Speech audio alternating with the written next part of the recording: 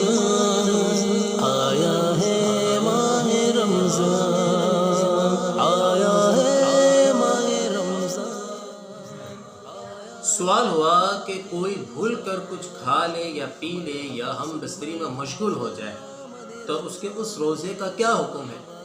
اور ساتھ ہی دوسرا سوال یہ بھی ہوا کہ اگر کوئی بھول کر کچھ کھا رہا تھا یا پی رہا تھا یا کوئی ایسا عمل کر رہا تھا کہ جس سے روزہ ٹوٹ جاتا ہے تو ہم پر کیا حکم ہے؟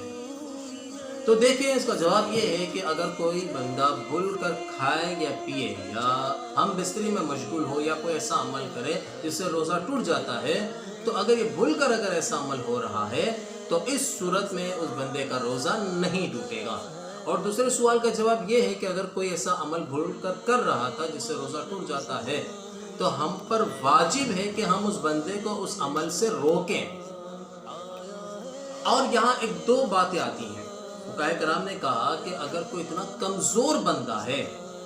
کہ وہ بھول کر وہ کھا رہا ہے یا پی رہا ہے تو اس وقت دیکھا جائے کہ اگر وہ کھا رہا ہے پی رہا ہے، اگر میں اسے روک دوں، اگر وہ کچھ کھائے گا پیے گا نہیں تو اس کے لیے روزے کا وقت گزارنا مشکل ہو جائے گا یا وہ بیمار ہو جائے گا، تو فقہاء کرام فرماتے ہیں کہ اس وقت تک رک جانا بہتر ہے کہ وہ اتنا کھا یا پی لے کہ اس کا وقت روزے کا گزارنا آسان ہو جائے اور جو بیماری اس پر لاحق ہونے والی ہے وہ بیماری رک جائے گی، تو اس حد تک ہمیں رکنے کا حکم ملا ہے،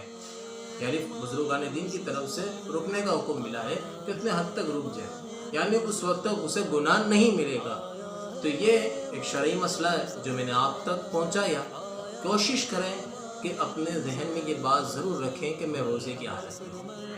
بندہ بھولتا اس وقت ہے کہ جب بندہ مختلف کاموں میں غافل ہو جاتا ہے، تو کوشش کریں کہ جو عبادت آپ کر رہے ہیں وہ عبادت آپ کے ذہن میں تو ہو کہ میں روزے کی حالت میں ہوں، تو انشاءاللہ الجلیل اس روزے کی حالت میں آپ کا رہنا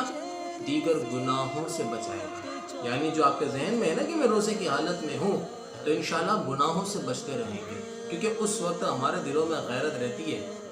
کہ ہاں مجھے گناہ سے بچنا ہے۔ جب بندے کے ذہن سے نکل گیا کہ میں روزے کی حالت میں ہوں کہ نہیں ہوں تو پھر وہی روٹین کے مطابق وہ ہر معاملات میں انوالو ہوتا رہے گا اور گناہوں میں مشغول رہے گا۔ اللہ سے دعا ہے کہ اللہ تبارک و تعالی ہمیں روزے کی حالت میں اپنی عبادت میں مشغول رکھے، ہر صغیرہ کبیرہ گناہوں سے محفوظ رکھے اور ہمیں اپنے روزے کی حفاظت کرنے کی توفیق عطا فرمائے۔